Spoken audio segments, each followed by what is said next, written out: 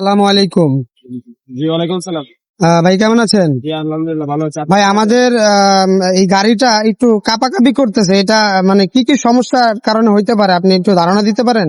জি অবশ্যই আমার যতটুকু আমি বিস্তারিত জানি আপনাকে বলবো এবং আমাদের দর্শককেও বলবো। জি এই যে এখানে দেখতে পাচ্ছেন এটার নাম হচ্ছে কার্বুরেটর জি জি। আর এটা হচ্ছে বাটারফ্লাই।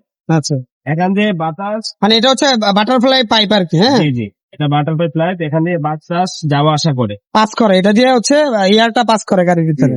আচ্ছা বাতাস যাওয়া আসা করে।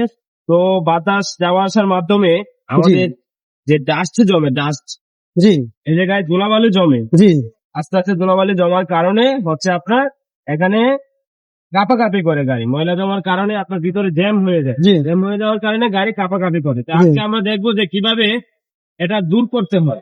এবং আচ্ছা আমাদের সাথে আছে WD-40D। জি, আমি তো দেখি এটার নাম কি? DW40। আচ্ছা, ওকে আমরা এটার মাধ্যমে পরিষ্কার করতে হবে। জি, এখন ঠিক দেখেন আছে। আমাদের সাথে থাকেন। তো বুঝছেন আপনারা গাড়ি আমাদের স্টার্ট দিতে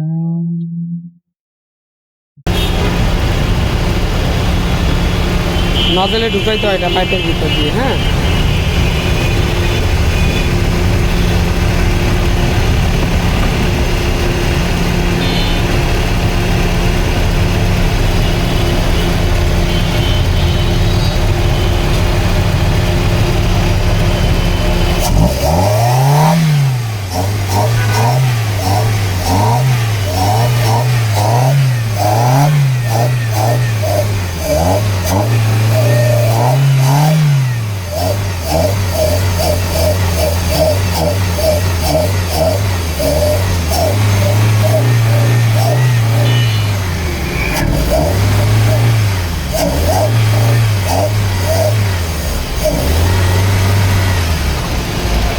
তা আমাদের গাড়িটা এখন টুনিং করা সাকসেস হয়ে গেছে। আশা করি আমাদের গাড়ির যে ইঞ্জিনের কাপার যে সমস্যাটা, এটা মোটামুটি ঠিক হয়ে গেছে ইনশাআল্লাহ।